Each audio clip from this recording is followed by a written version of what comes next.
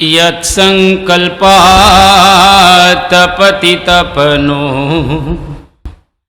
वाति वात समिन्धे वह निर्धत्ते धरणिरुदधि लंघते नैव वेलाम् सोऽयं श्रीमान् निखिल जगताम् अंतरात्मावतीर्णो धर्मं रक्षन् दिशतु कुशलम् स्वामिनारायणो नः। भगवते श्री स्वामिनारायणाय नमो नमः। श्री अक्षर पुरुषोत्तमाभ्यां नमो नमः। श्री गुणातीतानंद स्वामी महाराजाय नमो नमः। श्री भगतजी महाराजाय नमो नमः। श्री शास्त्री जी महाराजाय नमो नमः। श्री योगी जी महाराजाय नमो नमः। श्री प्रमुख स्वामी महाराजाय नमो नमः। श्री महंत स्वामी महाराजाय नमो नमः।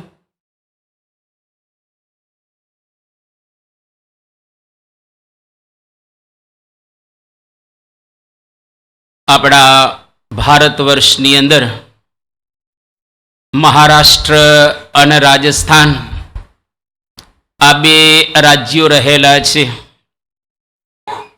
એ બંને રાજ્યો સાઇઝની દ્રષ્ટિએ ઘણા મોટા રહેલા છે. એમાં પણ રાજસ્થાન ઘણું મોટું રાજ્ય રહેલું છે. આ રાજસ્થાનની અંદર ઘણા બધા ઘરાના છે. એમાંનું એક ઘરાના એટલે મેવાડ ઘરાણા.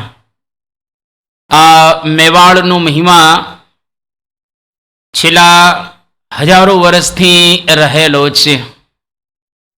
મેવાડની અંદર મીરા થયા, જે પોતે રાજરાણી હતા અને ખૂબ સમૃદ્ધિની અંદર પોતે ઉછરેલા હતા અને ખૂબ સારી રીતે એના લગ્ન પણ થયા હતા.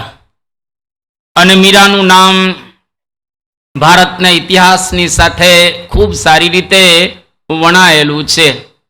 લગભગ 500 વર્ષ મીરાને થયા.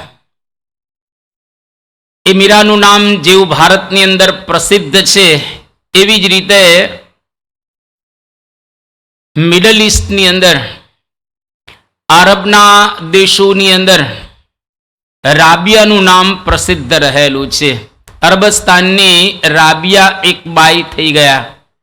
મુસલમાન બાઈ હતા, પણ ખૂબ એવા ભગવાન અલ્લાહની અંદર પોતે જોડાયેલા હતા. એક વખત સવારનો પહોર હતો અને લોકો હજુ તો ઉઠ્યા હોય અને પોતાના કાર્યની અંદર જવાની તૈયારી કરતા હોય. એવા સમયની અંદર આ રાબિયાએ પોતાની જાતે પોતાની એક નાની પર્ણકુટી હતી, એ પર્ણકુટીની અંદર આગ લગાડી દીધી. પોતે જ પોતાની પર્ણકુટીમાં આગ લગાડી એટલે પર્ણકુટી બળવા લાગી.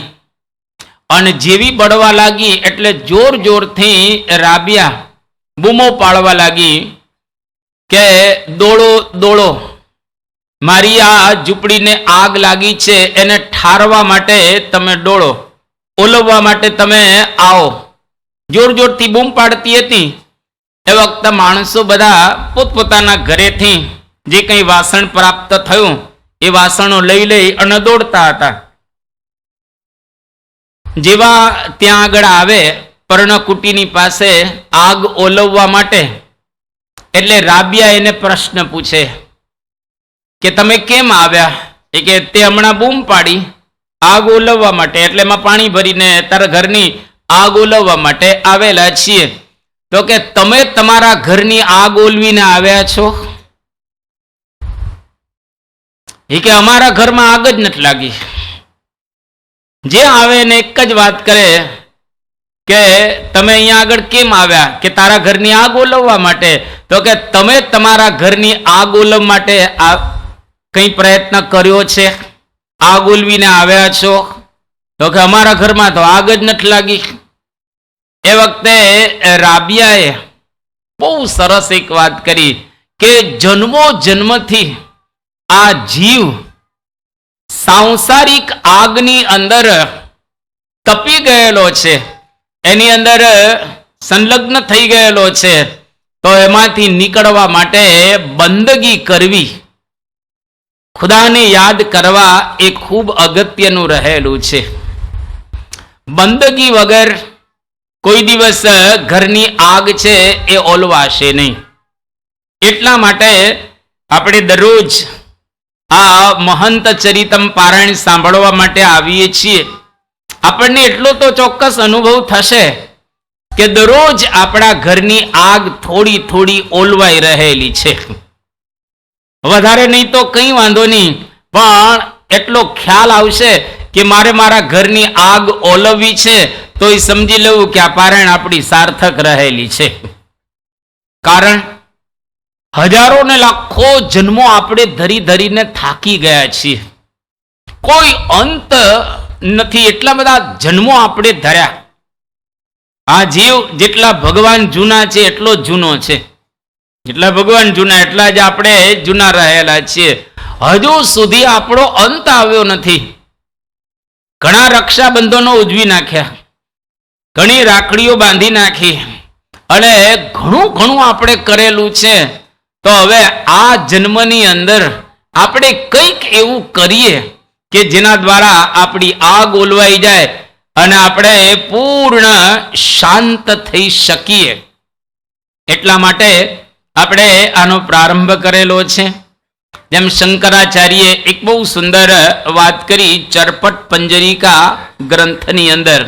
શંકરાચાર્યએ કહ્યું કે જો બરાબર ભગવાનનું જ્ઞાન ન થાય, જો ભગવાનનો સાક્ષાત્કાર ન થાય, જો ભગવાનનો અનુભવ ન થાય, અથવા તો ભગવાનને આપણે જોઈ ન શકીએ તો વારે વારે આવવાનું અને વારે વારે જવાનું. પીડા કેટલી સહન કરવાની. શંકરાચાર્ય કહે છે કે પુનરપિ જનનમ પુનરપિ મરણમ પુનરપિ જનની જઠરે શયનમ ઇહ સંસારે ખલુ દોસ્તારે કૃપયા પારે પાહી મુરારે ભજ ગોવિંદમ ભજ ગોવિંદમ ગોવિંદમ ભજ મૂઢ મતે મૂઢ જહી ધનાગમ તૃષ્ણામ કુરુ સદબુદ્ધિમ મનસી વિતૃષ્ણામ યલ્લભસે નિજ કર્મોપાતમ વિત્તમ તેન વિનોદય ચિત્તમ ભજ ગોવિંદમ ભજ ગોવિંદમ ગોવિંદમ ભજ મૂઢ મતે શરીરમ સ્વરૂપમ સદા રોગમુક્તમ યશશ્ચારુચિત્રમ Dhanam મેરુતુલ્યમ ગુરુરંઘ્રી પદ્મે મનશ્ચેન લગ્નમ તતઃ Kim તતઃ Kim તતઃ Kim તતઃ Kim. આની અંદર શંકરાચાર્ય બે ચાર વાત આપણને દ્રઢાવેલી છે કે ખરેખર આ મનુષ્ય જન્મની અંદર, આ માણસના અવતારની અંદર એક્ઝેક્ટ શું કરવાનું છે. પહેલી વાત કરે છે કે મૂઢ જહી ધનાગમ તૃષ્ણા. ધીરે ધીરે આ સંસારની તૃષ્ણા છોડી અને અંદર આગ જે લાગી છે એ આગને ઓલવવાનો પ્રયત્ન કરો. પેલા અંતરદ્રષ્ટિ આપણે કરીએ કે ખરેખર આપણા જીવનની અંદર શું કરવાનું છે. કઈ આગ લાગેલી છે? તો જ્યાં સુધી માયા હશે ત્યાં સુધી આગ જ લાગેલી છે. અને જ્યાં સુધી તૃષ્ણા હશે, વાસના હશે, પ્રકૃતિ હશે, સ્વભાવ હશે, ત્યાં સુધી પણ આપણે આગની અંદર જ એ રહેલા છીએ. એટલે ધીરે ધીરે એને ઓલવવાનો પ્રયત્ન કરવો અને ચોક્કસ થઈ શકે. જો આજે આપણે શરૂઆત કરીએ તો એક સમય એવો આવે કે એ ઘસાય. તમે વાવની અંદર જોયું હશે, જે લોકો કોષ પેલાના જમાનામાં હતા, હવે તો મોટરો થઈ ગઈ અને મશીનો પેલા હતા એ પણ નીકળી ગયા. હવે બધી જગ્યાએ કુવા ઉપર મોટરો આવી ગઈ. પેલા કોષ હતા, હવે કોષ હોય એટલે એમાં પેલી ગરેડી હોય. ઘણી વખત ગરેડી એ લોખંડની હોય, લાકડાની પણ હોય, પણ ઘણી જગ્યાએ લોખંડની ગરેડી તમને જોવા મળે. અને એની ઉપર જે દોરી હોય, દોરડું હોય, એ સૂતરનું દોરડું હોય. હવે દોરડું તો સૂતરનું છે અને ગરેડી લોખંડની રહેલી છે. છતાં પણ એક સમય એવો આવે કે દરરોજ પેલો કોષ નીચે જાય ને ઉપર આવે, અંદર જાય ને ઉપર આવે, પાણી બહાર આવે. પેલી ગરેડી લોખંડની છે, પરંતુ છતાંય એ દોરડીથી એક સમય એવો આવે કે એના બે ભાગ થઈ જાય લોખંડના. લોખંડ ઘસાઈ જાય દોરડાથી. એનો મતલબ એવો થયો કે દરરોજ નીત બળ્યું, દરરોજ થોડું થોડું તમે કરો, એક સમય એવો આવે કે એ કામ પૂરું થઈ જાય ખરું. એના જેવું જ આ રહેલું છે. ઘણા બધા અહીંયા આગળ વડીલો બેઠેલા છે, તો એને એવું થાય કે હજુ તો બહુ જાજુ થયું નથી, તો હવે ક્યારે થશે? ચિંતા ના કરો, થઈ જશે.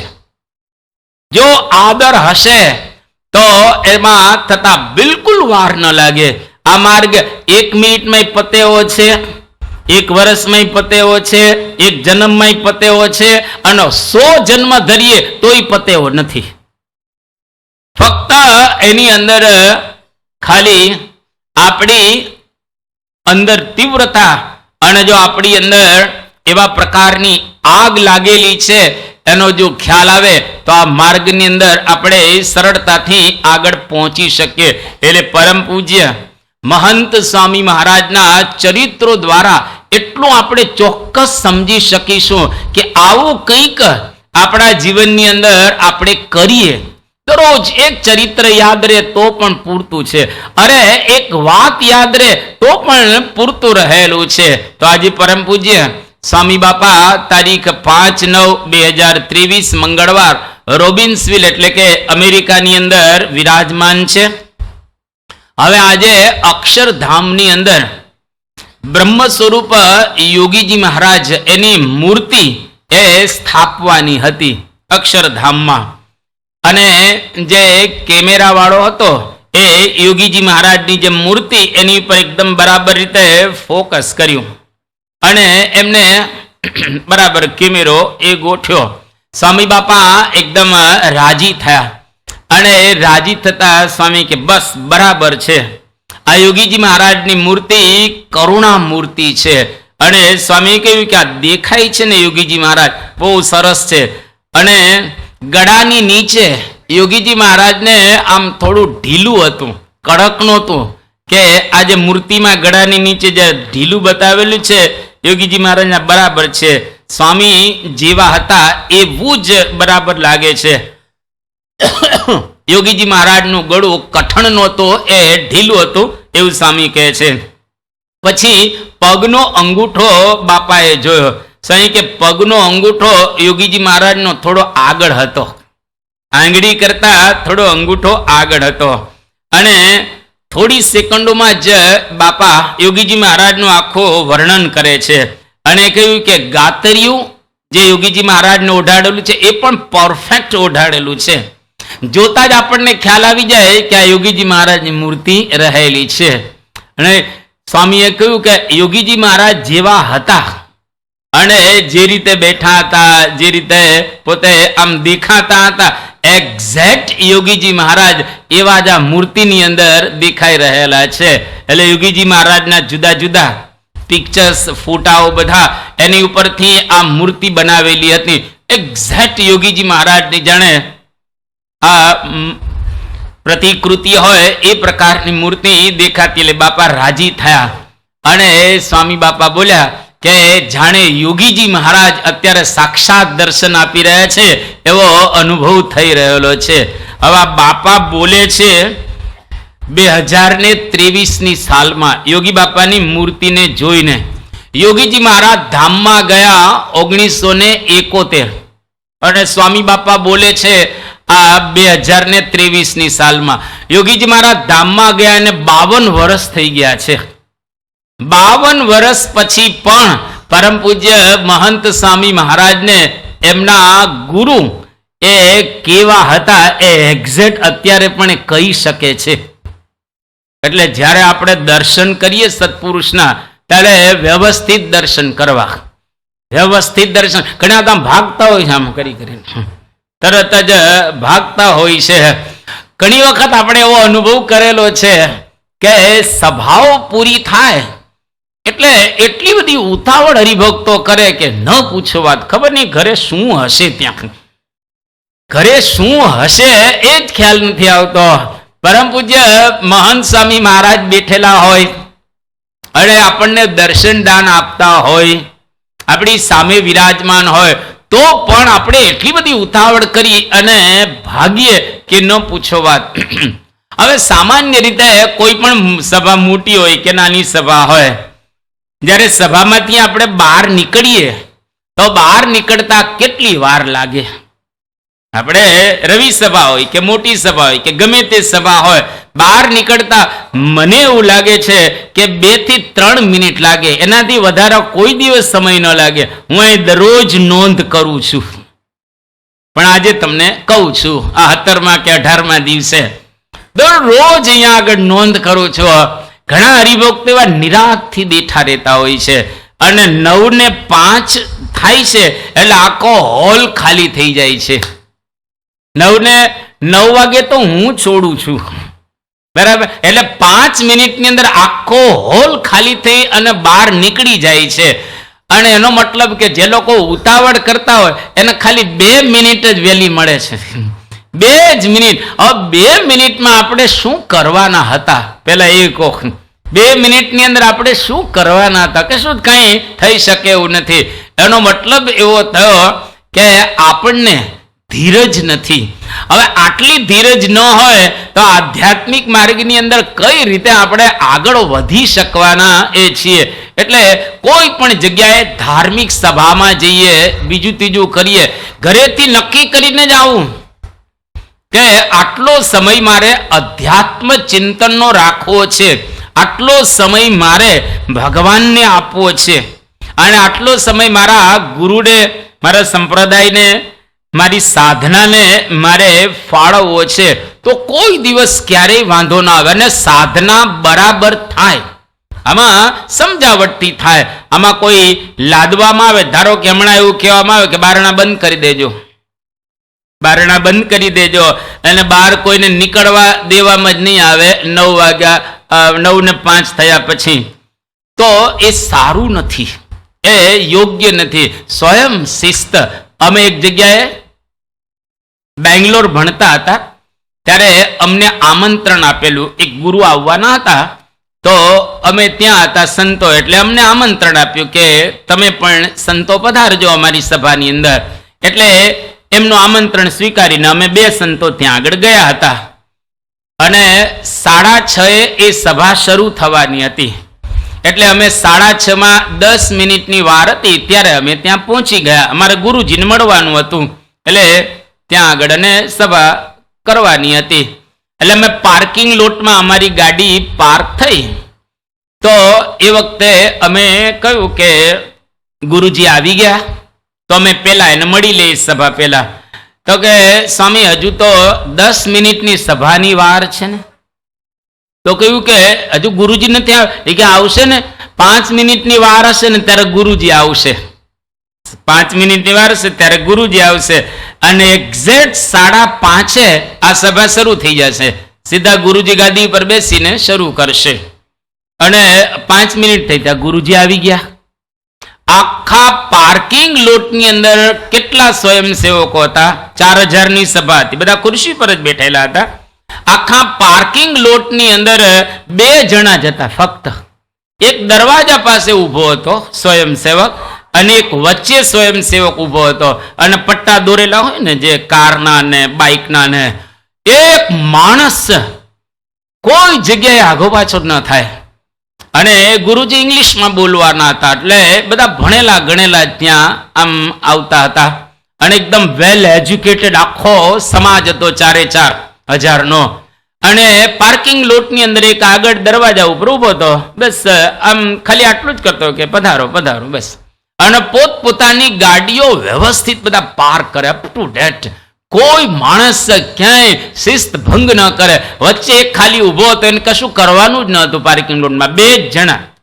અને ત્યાંથી અમે સભામાં આવ્યા અને સભામાં આવીને અમારું જે સ્થાન હતું અમને આપેલું ત્યાં આગળ અમે બેઠા.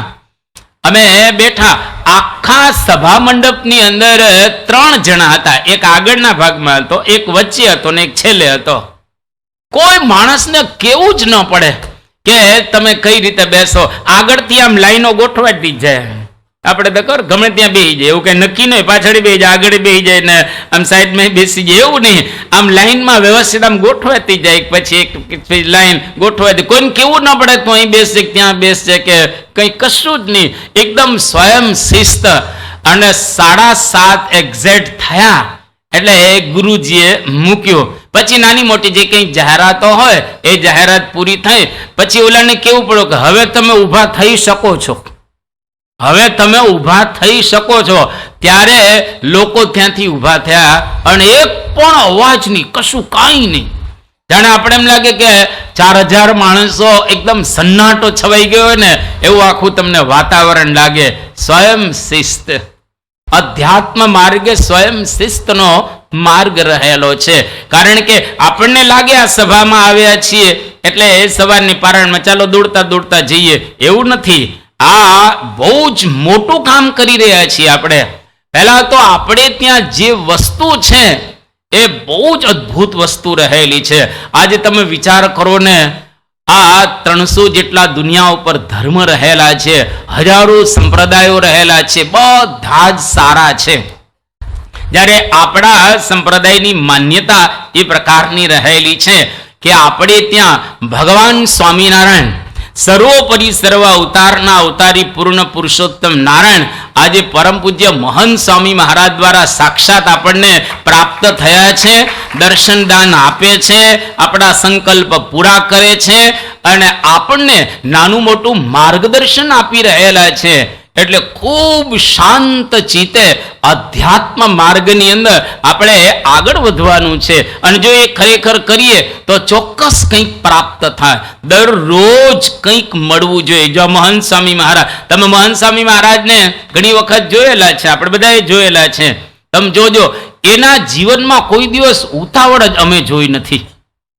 અમે તો વર્ષોથી સાધુમાં છીએ અને ઘણી વખત ભેગા રહેવાનું પણ શિબિરો વગેરેની અંદર થાય. કોઈ દિવસ ઉતાવળ નહીં. એક એક વસ્તુ બરાબર પરફેક્ટ કરે. નાની વસ્તુ હોય કે મોટી વસ્તુ હોય એકદમ પરફેક્ટ કરે. તમને કદાચ કોઈકને ખ્યાલ હોય તો જ્યારે 9 વર્ષ આવે એ વખતે પરમ પૂજ્ય મહંત સ્વામી મહારાજ દરેક હરિભક્તોને પેલા પત્ર લખતા. કદાચ કોઈક ઉપર આવ્યો હશે ખ્યાલ નથી, પણ પત્ર લખે. લગભગ 15 દિવસ સુધી બોચાસણ અને આજુબાજુ ત્યાં આગળ થોડી શાંતિ હોય તો બદલપુર જતા રહે અને બદલપુર જઈ અને વ્યવસ્થિત ચિત્ર દોરે, એક એક પત્રની અંદર બીજું ત્રીજું કરે અને હરિભક્તોને નૂતન વર્ષના આ પત્ર લખે. લગભગ 2,500 થી 3,000 કે 5,000 પત્ર દર વર્ષે પોતે લખતા હતા. સદગુરુ હતા ત્યારે નાના નાના છોકરાઓને પણ લખે, કિશોરોને યુવાનોને પણ લખતા હતા. પણ એટલું કામ ધીરે ધીરે કરે કે વાત પૂછો માં તમે. 1981 પરમ પૂજ્ય મહંત સ્વામી મહારાજ એ લેન્ડસ્કેપ વિભાગમાં હતા અને જેટલા સંતો એની સાથે લેન્ડસ્કેપ વિભાગની અંદર હતા એ બધાનો એક જ અનુભવ કે કોઈ પણ વસ્તુ એ ગડબડ કરે જ નહીં, શાંતિથી પથરા મૂકે. આપણે તો મૂકો ન પથરા થઈ ગયા એમાં હું બીજું એવું નહીં, બરાબર વ્યવસ્થિત કરે. પેલા હિંડોળા કરતા હતા મુંબઈની અંદર જ્યારે સાધુમાં હતા ત્યારે શરૂઆતમાં, તો એની સાથેના સંતો પેલી બદામ હોય ને, બદામનો હિંડોળો કરે, કાજુનો હિંડોળો કરે, કિસમિસનો હિંડોળો કરે, અથવા તો કંઈક જુદી જુદી આઈટમોનો હિંડોળો કરે. બદામનો હિંડોળો કરે તો એક સરખી બદામ વીણે. હવે એક સરખી બદામ હોય જે હોય તો બદામનો હિંડોળો કરવાનો જ, બદામ કરી દેવાની, કાજુ હોય કાજુ કરી દેવાની, એવું નહીં. જે કામ કરે એકદમ પરફેક્ટ કરે. એટલે જેમ ઇંગ્લિશમાં એક કહેવત છે ને, small things make perfection, but perfection is not a small thing. દરેક વસ્તુને તમે પૂર્ણ કરો, પણ પૂર્ણતા જીવનની અંદર આવે એ કોઈ સામાન્ય વસ્તુ રહેલી નથી. એટલે આપણે હરિભક્ત પૂર્ણ બનીએ, માનવ પૂર્ણ બનીએ, સત્સંગી તો પૂર્ણ બનીએ. આપણા ઘરની અંદર આપણે જ્યારે રહીએ છીએ ત્યારે હવે તમે તપાસ કરજો, તમારું ઘર પૂર્ણ ઘર છે? તમારા ઘરની અંદર જેટલા મેમ્બર રહેલા છે પૂર્ણ સત્સંગી છે? પૂર્ણ સત્સંગીની નિશાની પૂજા પાઠ કરતા હોય, તિલક ચાંદલો કરતા હોય, સભામાં નિયમિત જતા હોય, 10મો 20મો ભાગ ધર્માદાની અંદર આપતા હોય, અને નાની મોટી આજ્ઞા છે એનું પાલન કરતા હોય, ઘર સભા વગેરે વગેરે, આ બધું આપણા ઘરમાં થાય છે?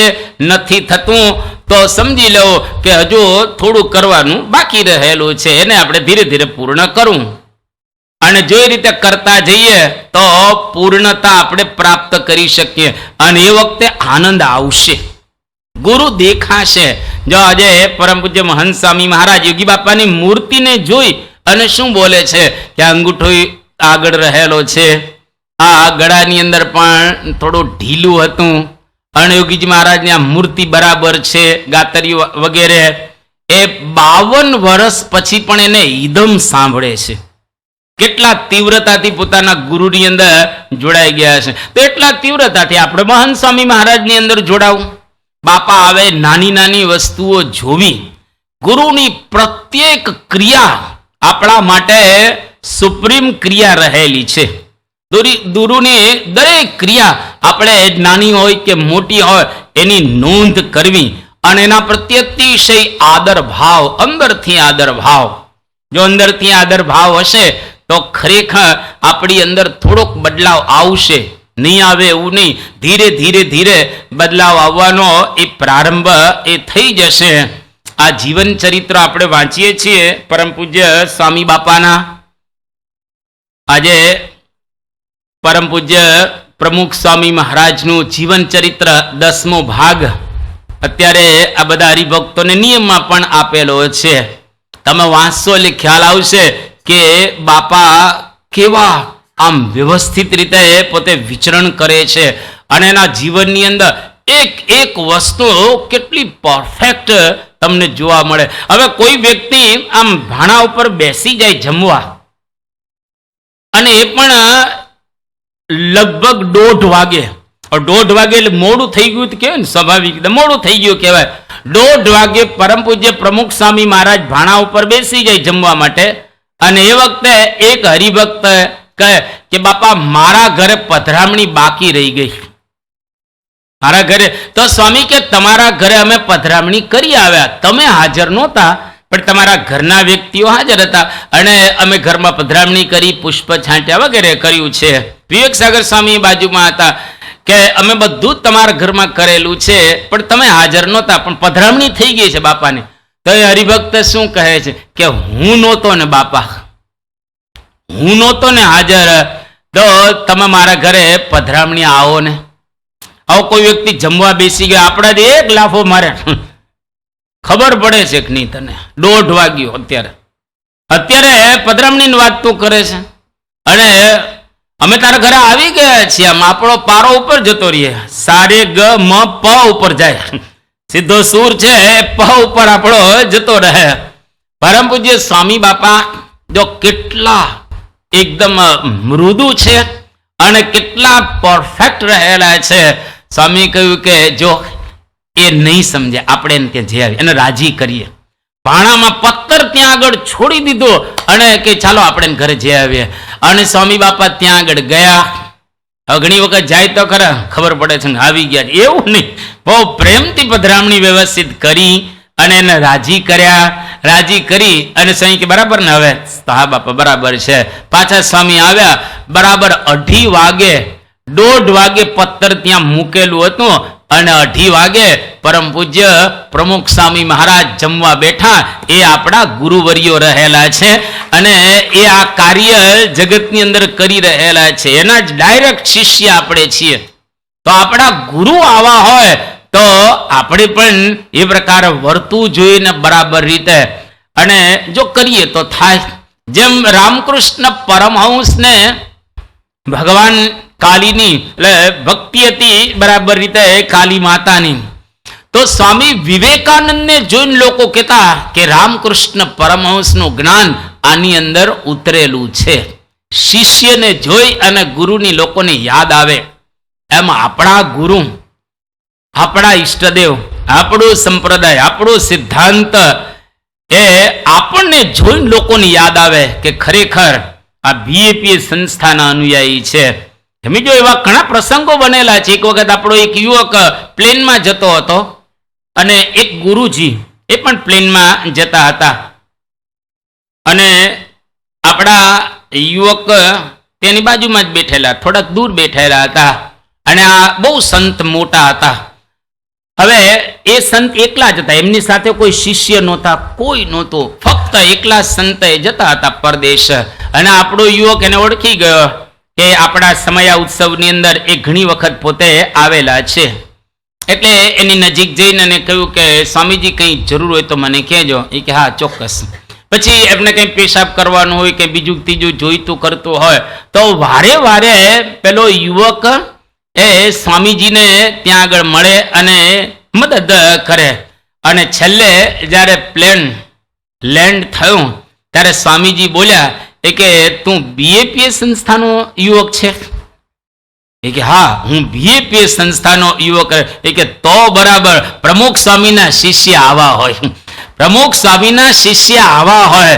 જો શિષ્યને જોઈ અને ગુરુની લોકોને યાદ આવે એટલે આપણી ફરજ રહેલી છે કે આપણે એવા બાપાના શિષ્ય થઈએ, એવા આપણે સાચા સત્સંગી થઈએ.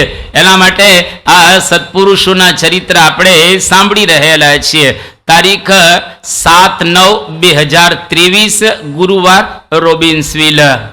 આજે દિગંતભાઈ કરીને સાધક પરમ પૂજ્ય સ્વામી બાપાની સાથે એ વિચરણ કરે છે, હંમેશા સાથે જ હોય છે.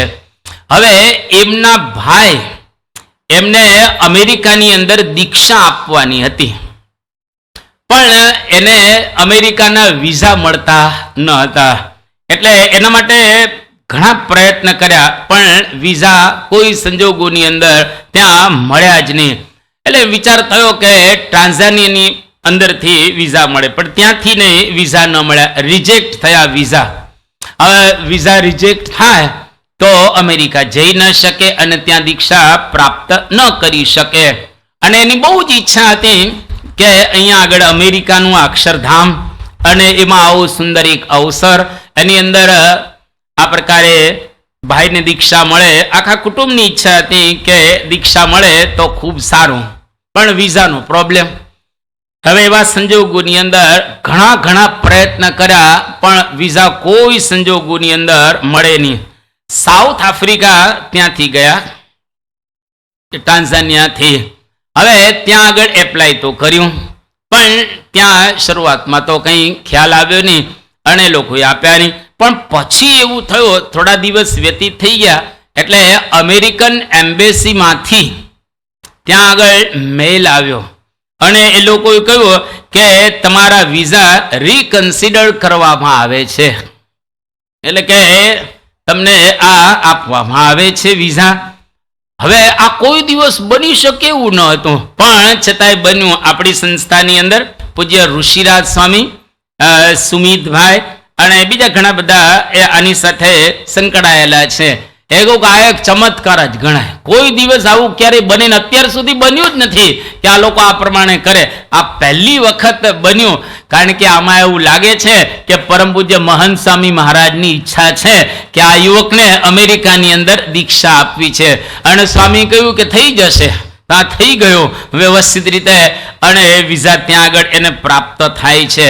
ઘણી વખત આપણને એવું લાગે કે આ નથી થઈ શકે એવું, તો પણ અચાનક થઈ જાય.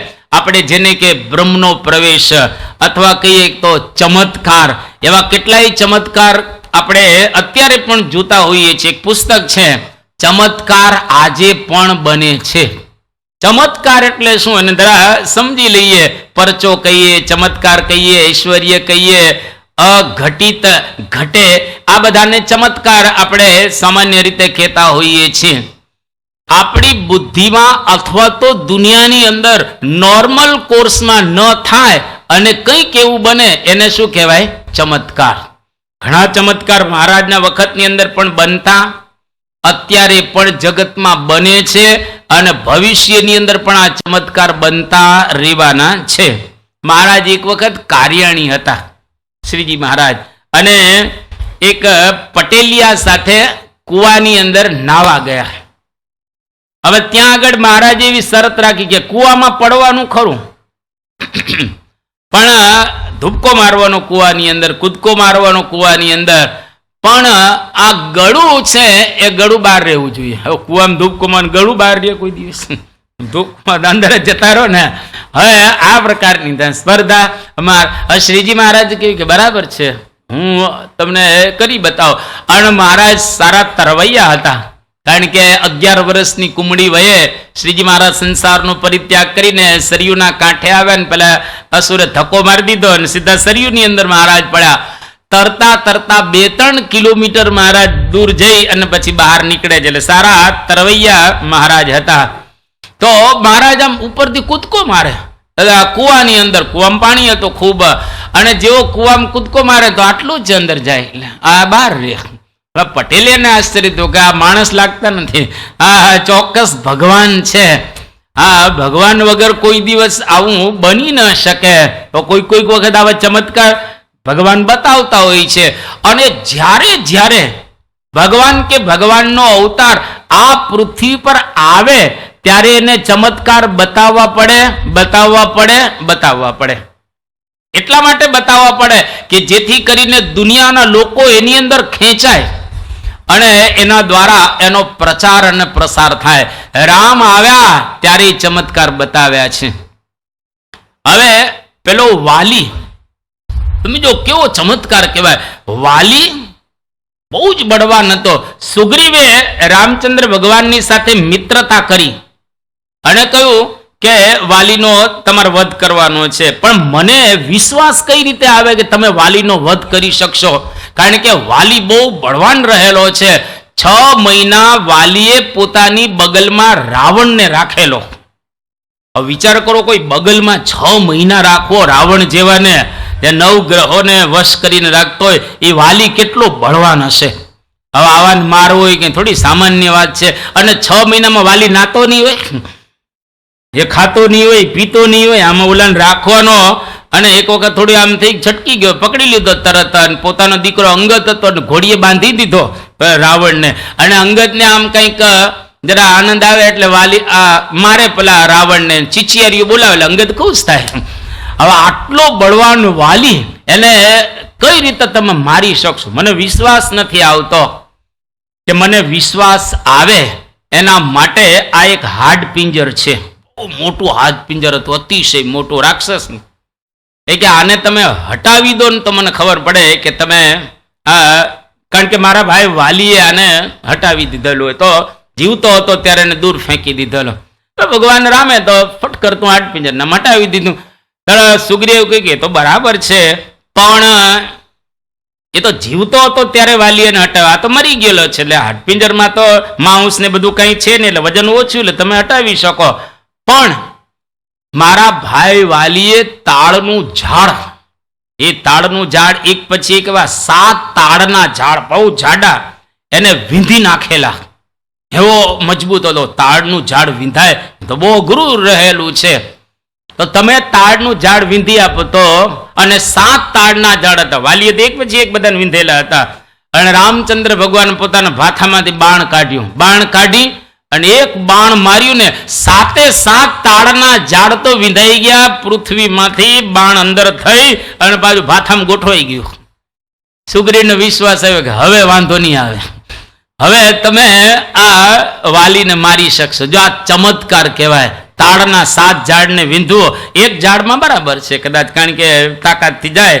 બીજા ઝાડમાં, ત્રીજા ઝાડમાં, અને 7 પૃથ્વીના પેટાળની અંદર જઈને પાછું ભાથામાં બાણ ગોઠવાઈ જાય. એનો મતલબ કે રામચંદ્ર ભગવાનમાં શક્તિ રહેલી છે. જો આ ઐશ્વર્ય બતાવ્યું. નોર્મલ માણસમાં આવું હોઈ શકે નહીં. કૃષ્ણ ભગવાન આવ્યા તોય ચમત્કાર બતાવ્યા ને. 7 વર્ષનો છોકરો, અત્યારે આપણી સભામાં કોઈ 7 વર્ષનો છોકરો બેઠો નથી. 7 વર્ષના છોકરામાં કેટલી તાકાત હોય મને કહો.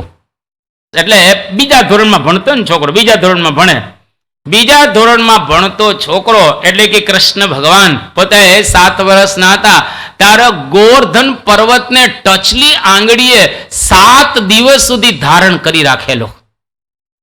હવે આની પર પથ્થરો નો રહે. આની પર પથ્થરો તમે રાખો તો ખરા, 1 કલાક રાખો પથ્થરો લો. નાનો પથ્થરો આમ રાખજો કલાક. પેલા તો હાથે આમ રાખો ને ત્યાં થાકી જાય. આપણે હાથ રાખીએ તો થાકી જાય. 7 દિવસ સુધી ગોવર્ધન પર્વતને ધારણ કરીને રાખ્યો 7 વર્ષની ઉંમરે. એનો મતલબ એવો થયો કે કૃષ્ણ ભગવાન હતા, એને આ પરચો બતાવ્યો. ભગવાન સ્વામિનારાયણ, તમે નીલકંઠ વર્ણી નું જીવન ચરિત્ર વાંચશો તો હિમાલયની અંદર જે મહારાજ જાય છે અને હિમાલયની અંદર જે વિચરણ કરે છે 7 વર્ષ સુધી આખા ભારત અને નેપાળની અંદર, એ વાંચોલો આપણે ખ્યાલ આવી જાય કે આ ભગવાન જ છે, કોઈ સામાન્ય રહેલા નથી. એ સમાધિ પ્રકરણો જુઓ મહારાજના. આ બધા ચમત્કારો છે. આજે પણ એવા ચમત્કારો થઈ રહેલા છે. પરમ પૂજ્ય પ્રમુખ સ્વામી મહારાજ એક વખત કરચલિયા ગામ, આપણે બાજુમાં જ છે કરચલિયા ગામ, આ કરચલિયા ગામની અંદર પધરામણી કરતા હતા. અને પધરામણી કરતા કરતા એક હરિભક્તના ઘરે ગયા. એ હરિભક્ત આસ્ટનની અંદર પોતે રહેતા હતા, વિજયભાઈ. તો આસ્ટનની અંદર પોતે રહેતા હતા. ત્યાં આગળ આવેલા અને બાપા એને ઘરે પધરામણી કરવા જાય છે. અને જેવા બાપા પધરામણી કરે છે તો પ્રમુખ સ્વામી મહારાજની મૂર્તિમાંથી પાણી પડતું હતું.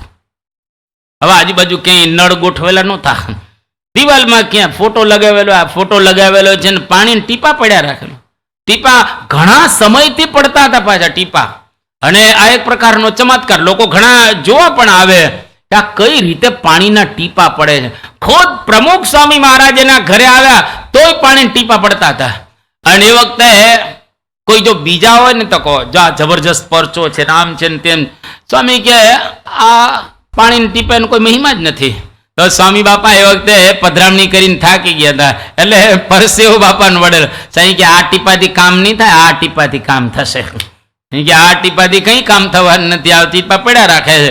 જો ટીપા પડે છે એ ખરેખર ચમત્કાર છે, પરંતુ પરચો ઈચ્છે એને પામર જાણવો. ઘણી મૂર્તિઓમાંથી નીચે કંકુ જરતું હોય છે. કંકુ પડ્યા રાખ, રીસર કંકુ પડે. એવા પરચા પણ થયેલા છે, પણ એ પરચાને આપણો કોઈ દિવસ માનતા હોય. મોટામાં મોટો જો કોઈ પરચો હોય તો એ રહેલો છે આપણા હૃદયમાંથી.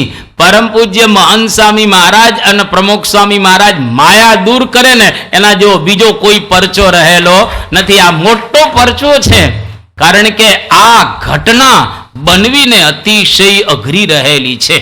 એટલે પરચા કરતા હૃદયની અંદર આ પ્રકારે થોડુંક તપાસ કરીને જો પ્રયત્ન કરીએ તો ખરેખર કામ થાય એવું છે, અને થઈ જ જાય. એમાં શંકાને કોઈ સ્થાન રહેલું એ નથી. અહીંયા આગળ તારીખ 11/9/2023 સોમવાર રોબિન્સવિલની અંદર બાપા વિરાજમાન છે. હવે એ અરસાની અંદર આપણા તમામ સદગુરુ સંતો, ડોક્ટર સ્વામી, કોઠારી બાપા, ત્યાગવલ્લભ સ્વામી, વિવેક સાગર સ્વામી, ઈશ્વરચરણ સ્વામી અને ઘનશ્યામ બાપા, આ બધા જ સદગુરુ સંતો અક્ષરધામનું જ્યારે ઓપનિંગ થયું એની મૂર્તિ પ્રતિષ્ઠા વિધિ થયો એ વખતે બધા સદગુરુ સંતો ત્યાં આગળ ગયા હતા. એમાં કોઠારી બાપા ત્યાં આગળ અમેરિકાની અંદર ગયા. એ વખતે કોઠારી બાપા બીમાર પડી ગયા, થોડાક બીમાર પડ્યા. અને હવે એવા પ્રકારની એને બીમારી હતી કે જેથી કરીને કોઈકની નજીક જાય તો એમને પણ એ ઇન્ફેક્શન લાગી જાય. એટલે કોઠારી બાપાને એક રૂમની અંદર વ્યવસ્થિત રાખવામાં આવ્યા હતા. અને એ થોડા સ્વસ્થ થયા એટલે હવે પરમ પૂજ્ય સ્વામી બાપાની પાસે એમને લઈ આવવામાં આવ્યા. પણ હજુ પરમ પૂજ્ય મહંત સ્વામી મહારાજને ડાયરેક્ટ મળી શકે એવી પરિસ્થિતિ હતી નહીં, કારણ કે કદાચ બાપાને ઇન્ફેક્શન લાગી જાય તો જરા મુશ્કેલી થઈ જાય. એટલે જ આપણે વચ્ચે કાચ રાખીએ છીએ ને અત્યારે. હા, કાચ રાખીએ છીએ એટલે બાપાની તબિયત ખૂબ સારી રહે છે. બાકી 92 વર્ષના કોઈ વ્યક્તિ હોય એ લબડી જાય. અત્યારે બાપાની સરસ કેર કરવામાં આવે છે. પૂજ્ય આ સેવક સંતો બાપાને એકદમ વ્યવસ્થિત રીતે સાચવે છે, જેથી કરીને વિશેષ બાપાનો આપણને લાભ પ્રાપ્ત થાય.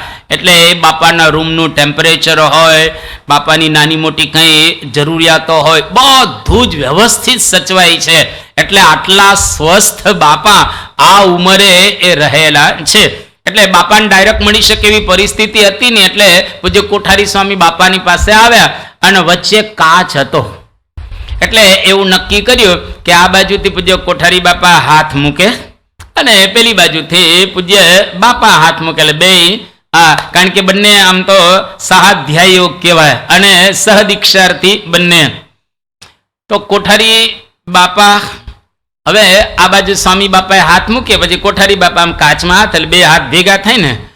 જેવો પરમ પૂજ્ય સ્વામી બાપાએ આમ કાચમાં આમ હાથ મૂક્યો એટલે કોઠારી બાપાને હાથ જ મૂકવાનો હતો, પણ એની બદલે કોઠારી બાપાએ માથું મૂક્યું, કાચની અંદર માથું અડાડ્યું. એટલે જણ બાપાના આશીર્વાદ એમને પ્રાપ્ત થાય. એટલે સ્વામીએ તરત હાથ લઈ લીધો બાપા, અને પછી કોઠારી બાપા આમ હાથ મૂકે છે. એટલે હવે મહંત સ્વામી મહારાજને હાથ મૂકવાનો હોય ને તો મહંત સ્વામી મહારાજે મસ્તક મૂક્યો, અને જેવું મસ્તક મૂક્યો એટલે તરત જ કોઠારી બાપાએ પોતાનો હાથ છે આમ ખેંચી લીધો ત્યાં આગળ. આ કોઠારી બાપાએ પરમ પૂજ્ય મહંત સ્વામી મહારાજને પ્રાર્થના કરી કે બાપા આશીર્વાદ આપો. અને હવે બે વસ્તુઓ સ્વામીની પાસે માગે છે કોઠારી બાપા, જે ખરેખર પ્રમુખ સ્વામી મહારાજ એમના વિશે બોલેલા છે કે થાંભલાને સંકલ્પ થાય તો કોઠારી બાપાને સંકલ્પ થાય. અને એકદમ સ્ત્રી અને ધનની અંદર પાકા. અમે સંતો જ્યારે શિબિરની અંદર જઈએ, મારા સંતોની શિબિર થાય ત્યાં તમારા જેવા કોઈ હરિભક્ત ન હોય, ફક્ત સંતો હોય અને પાર્ષદો હોય. એ વખતે ઘણી વખત કોઠારી સ્વામીના વખાણ પ્રશંસા પરમ પૂજ્ય પ્રમુખ સ્વામી મહારાજ અને મહંત સ્વામી મહારાજે કરેલી છે કે ખરેખર આદર્શ સંત આ કોઠારી બાપા રહેલા છે. આહનિકમાં પણ બરાબર, કથા વાર્તા કીર્તનમાં પણ બરાબર, નિયમ ધર્મમાં બરાબર, એક ધારું જીવન વર્ષોથી જીવી રહેલા છે. આજે મુંબઈના હરિભક્તોને તમે પૂછો તો કહેશે કે કોઠારી બાપા ભગવાન જેવા પુરુષ રહેલા એ છે. ખરેખર એમનું જીવન એવું શુદ્ધ અને પવિત્ર રહેલું છે. એટલે કોઠારી બાપા અહીંયા આગળ પરમ પૂજ્ય મહંત સ્વામી મહારાજની પાસે આશીર્વાદ માગે છે. શું આશીર્વાદ માગે છે કે બાપા એકાંતિક ધર્મ સિદ્ધ થાય એવા આશીર્વાદ આપજો, અને અક્ષરધામની પ્રાપ્તિ આને આ જન્મે થાય એવી કૃપા કરજો. ત્યારે પરમ પૂજ્ય મહંત સ્વામી મહારાજ કોઠારી બાપાને કહે છે કે તમારે તો બધું સિદ્ધ થયું છે, કોણ કોને આશીર્વાદ આપે? તમે મને પણ આપો. કોણ કોને આશીર્વાદ આપે? તમારે તો બધું જ સિદ્ધ થઈ ગયેલું છે, તમારે હવે કોઈ સિદ્ધ કરવાનું બાકી રહેલું નથી. આ બાપાએ પરમ પૂજ્ય કોઠારી બાપાનો એક જબરજસ્ત મહિમા કહો, અને ખરેખર એવું એક ધારું જીવન કોઠારી બાપા આ જીવેલા છે. અને એ વખતે પરમ પૂજ્ય સ્વામી બાપાએ ત્યાં અંદરથી પ્રસાદ મોકલ્યો કોઠારી બાપાને માટે, અને કહ્યું કે કોઠારી બાપા અત્યારે જ તમે આ પ્રસાદ જમી જજો. અત્યારે જ જેવો પ્રસાદ અંદરથી બહાર આવ્યો, કોઠારી બાપા પ્રસાદ બધો જમી ગયા. થોડો વધારે પ્રસાદ હતો પણ બધો પ્રસાદ જમી ગયા. અને સ્વામી બોલ્યા કે બધું જમી જાય એવા છે, બધું એને પચી જાય એવું છે, પરંતુ એ જમતા નથી, સંયમી પુરુષ રહેલા છે. એમના સેવક આનંદ ભૂષણ સ્વામી બાજુમાં બેઠેલા હતા. એમણે પરમ પૂજ્ય સ્વામી બાપાને કહ્યું કે બાપા, કોઠારી બાપા જ્યારે જમે ને ત્યારે એક એક કોળીએ મહારાજ જમો, સ્વામી જમો, મહારાજ જમો, સ્વામી જમો, એવો પોતે બોલ્યા રાખે અંદર એક એક કોળીએ. અને તમે કોઈક વખત કોઠારી બાપાને જમતા જોજો, જ્યારે આપણા સુરતની અંદર આવે એ ત્યારે, અથવા તો ગમે ત્યારે તમે બહાર જાઓ ત્યારે, એવા આમ તમને આમ લાગે. એક તો એમનું પત્તર છે, પત્તરની અંદર બધી આઈટમ નાખે, આઈટમ નાખીને પછી વ્યવસ્થિત ચોળે. અમારા સંતો નિયમ છે, પત્તરમાં જે બધું આવે એને પત્તરમાં નાખવાનું. પત્તરમાં નાખ્યા પછી એને વ્યવસ્થિત ચોળવાનું. ચોળ્યા પછી પાણીની અંજલી એની અંદર નાખવાની અને ત્યાર પછી ભેળવીને ખાવાનું. આ અમારો આદર્શ રહેલો એ છે. એટલે એનો મતલબ શું છે કે સંતોએ જગતનો ત્યાગ કર્યો એમ સ્વાદનો હવે તમારે ત્યાગ કરવાનો છે. એટલે એક ઇન્ડિવિજ્યુઅલ આઈટમનો સ્વાદ ન આવવો જોઈએ. દૂધપાક તમે લો તો દૂધપાકનો સ્વાદ ન આવવો જોઈએ. એની અંદર બધોય રોટલીનો સ્વાદ આવે ને એમાં ભાતનો સ્વાદ આવે, દાળનો સ્વાદ આવે, બધો સ્વાદ ભેગો આવવો જોઈએ, પણ એક આઈટમનો સ્વાદ ન આવવો જોઈએ. આ પ્રકારે અમારા સંતોના નિયમો રહેલા છે. એકદમ આદર્શ કોઠારી બાપાને તમે જમતા જુઓ અને જેવું આમ ત્યાં આગળ મંગલાચરણ કે શ્લોક બોલાઈ જાય એટલે આજુબાજુ જુએ મૂર્તિ ક્યાં છે બાપાની, એટલે આજુબાજુ મૂર્તિ જોઈ અને પછી એની સામે જોઈને પછી જમવાનો પ્રારંભ કરે. વર્ષોથી એક ધારું એમનું આ પ્રકારનું એ જીવન રહેલું છે. એટલે જ પરમ પૂજ્ય સ્વામી બાપા આજે એમની પ્રશંસા એ કરી રહ્યા છે. એક સરખી રહેણી કહેણી, જેમ આપણે કહીએ કે મનસ્યેકમ વચસ્યેકમ કર્મણ્યેકમ મહાત્મના, મન કર્મ અને વચનથી એક જ સરખું ને એક ધારું જીવન એ પોતે જીવી રહ્યા છે. એટલે જીવનનું જો ધ્યેય નક્કી હોય ને તો જીવવામાં વાંધો ના આવે. જો ધ્યેય નક્કી ન હોય તો ખરેખર આપણું જીવન છે આઘું પાછું થઈ જાય. જેમ શાસ્ત્રીજી મહારાજ વાત કરતા હતા કે ભણવું તોય પહેલો નંબર અને સાધુ થવું તોય પહેલો નંબર. અને શાસ્ત્રીજી મહારાજ કરી બતાવ્યું. જો ભણ્યા ત્યાં સુધી પહેલો નંબર જ લાવ્યા અને સાધુ થયા તો પણ ગોરધનભાઈ કોઠારી વડતાલના એ બોલે છે. અને ગોરધનભાઈ કોઠારી નું નામ તો આપણે ઘણી વખત સાંભળી ચૂકેલા છે. કેવા બાહોશ આચાર્યના સલાહકાર હતા. આચાર્ય રઘુવીરજી મહારાજ, આચાર્ય ભગવત પ્રસાદજી મહારાજ, આચાર્ય વિહારીલાલજી મહારાજ, આચાર્ય શ્રી પ્રતિપ્રસાદજી મહારાજ અને આચાર્ય લક્ષ્મી પ્રસાદજી મહારાજ, 5 આચાર્યોને સલાહ આપનારા એ ગોરધનભાઈ કોઠારી હતા. એટલે કેટલા બાહોશ કોઠારી હશે. એ ગોરધનભાઈ કોઠારી શાસ્ત્રીજી મહારાજને જોતા ત્યારે બોલતા કે વડતાલના 2000 સાધુમાં શાસ્ત્રી યજ્ઞ પુરુષદાસને જોઈને છાતી ઠરે એવા સાધુ રહેલા છે. એટલે શાસ્ત્રીજી મહારાજનું કેવું જીવન શુદ્ધ અને પવિત્ર હશે.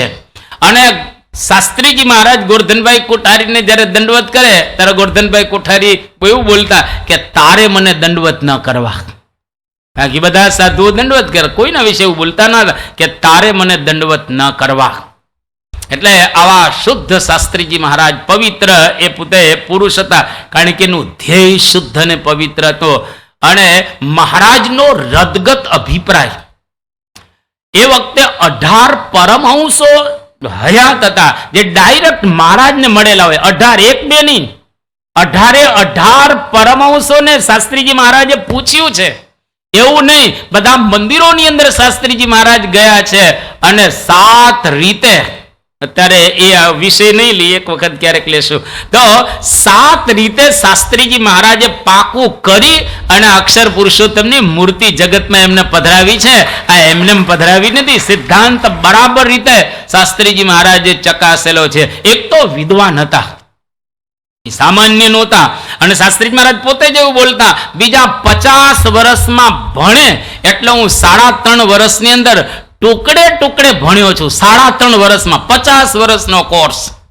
આવા મહાન વિદ્વાન હતા, એવું શુદ્ધ અને પવિત્ર જીવન હતું. અને ગોરધનભાઈ કુઠારીનો રાજીપો હતો, આમ કે વડતાલ મહિના માટે બધું જ હતું, તો પણ વડતાલનો દરવાજો શાસ્ત્રીજી મહારાજે છોડ્યો એ અક્ષર અને પુરુષોત્તમને માટે, અને એમાં પણ અક્ષરને માટે. પુરુષોત્તમ નારાયણને તો બધા જાણતા જ હતા, પણ અક્ષરને જાણ્યા વિના પુરુષોત્તમ નારાયણને પ્રાપ્ત ન કરી શકાય. બ્રહ્મવિદ બ્રહ્મૈવ ભવતી, બ્રહ્મવિદ આપનોતિ પરમ, બ્રહ્મેણ બ્રહ્મરૂપેણ તતો ભજેતામ. આ શાસ્ત્રના બધા શ્લોકો રહેલા છે. એટલે બ્રહ્મને જાણો તો પરબ્રહ્મને પ્રાપ્ત કરી શકાય. બ્રહ્મને જાણ્યા વિના પરબ્રહ્મને પ્રાપ્ત ન કરી શકાય. આવો મહારાજનો રદગત અભિપ્રાય જે વચનામૃત અને આપણા ગ્રંથોની અંદર હતો એ સ્પષ્ટ શાસ્ત્રીજી મહારાજે કરી આપ્યો. અને એમનું ધ્યેય પાકું હતું. જો નચિકેતાની વાત ઉપનિષદોની અંદર આવે છે, યમરાજાએ ઘણા બધા પ્રલોભનો નચિકેતાને આપ્યા, કઠોપનિષદ, પણ નચિકેતા ક્યાંય લોભાણા નહીં. મને આત્મજ્ઞાન આપો. તવે વાહાસ્તવ નૃત્ય ગીતે, તમારા બધા જ હાથી ઘોડા, આ અપ્સરાઓ, જમીન, આ જાયગા, પછી પૃથ્વીનું રાજ મારે કશું જોઈતું નથી, મારે બ્રહ્મ વિદ્યા જોઈએ છે. અને પછી યમરાજા નચિકેતાને બ્રહ્મ વિદ્યા એ શીખવાડે છે અને ખરેખર બ્રહ્મ વિદ્યાને પ્રાપ્ત કરે છે. નચિકેતા યમરાજાને કહે છે, શોભાવા મર્ત્યસ્ય યદ અંતક એતત સર્વેન્દ્રિયાણામ જરયંતી તેજ અપી સર્વમ જીવિતમ અલ્પમેવ તવૈવ વાહાસ્તવ નૃત્ય ગીતે. તમે જે પ્રલોભનો આપો છો તે આવતીકાલે બધું નાશ પામવાનું છે. આ દુનિયામાં ક્યાં કોઈ વસ્તુ શાશ્વત રહેવાની છે. માટે મારે કશું જોઈતું નથી, મને બ્રહ્મ જ્ઞાન આપો. એક નાનકડો છોકરો યમરાજાની પાસે બ્રહ્મજ્ઞાન પ્રાપ્ત કરે છે અને પોતાનું ધ્યેય સિદ્ધ કર્યો. એમ જો આપણા મનની અંદર બરાબર ધ્યેય હોય તો એ સિદ્ધ કર્યા વિના કોઈ દિવસ રહે નહીં. એટલે ધ્યેયની સ્પષ્ટતા કરવી. આપણે જો એની સ્પષ્ટતા કરીશું તો ચોક્કસ કોઠારી બાપા એનું ધ્યેય પાકું હતું કે મારે બ્રહ્મરૂપ થવું છે, તો થયા ને, એકાંતિક ધર્મ સિદ્ધ કર્યો ને, યોગી બાપા પ્રમુખ સ્વામી મહારાજ, મહંત સ્વામી મહારાજને રાજી કર્યા. એમ આપણું ધ્યેય પણ જો સ્પષ્ટ હોય તો આપણે પણ પરમ પૂજ્ય પ્રમુખ સ્વામી મહારાજ અને મહંત સ્વામી મહારાજને રાજી કરી શકીએ. તો આ પ્રમાણે બાપાના ચરિત્રો દ્વારા, આજુબાજુ જે બધા સંતો રહેલા છે એમના ચરિત્રો દ્વારા, ભક્તોના ચરિત્રો દ્વારા આપણે આપણા જીવનની અંદર આવી સ્થિતિ પ્રાપ્ત કરી શકીએ. એવી વાતો આપણે આ મહંત ચરિત્રમાંથી સાંભળી રહેલા છીએ. અહીંયા આગળ આપણી પારાયણ પૂરી થશે. બધા હરિભક્તોને નમ્ર વિનંતી કે આપણે 2-3 મિનિટ જાળવી જશું અને પછી એક સાથે ઊભા થઈ અને હોલની બહાર પધારીશું. સ્વામી નારાયણ નારાયણ નારાયણ, સ્વામી નારાયણ નારાયણ નારાયણ, સ્વામી નારાયણ નારાયણ નારાયણ, સ્વામી નારાયણ નારાયણ નારાયણ, સ્વામી નારાયણ સ્વામી નારાયણ, સ્વામી નારાયણ સ્વામી નારાયણ, સ્વામી નારાયણ નારાયણ નારાયણ, સ્વામી નારાયણ નારાયણ નારાયણ, સ્વામી નારાયણ નારાયણ નારાયણ, સ્વામી નારાયણ નારાયણ નારાયણ. શ્રી સ્વામિનારાયણ ભગવાન મહંત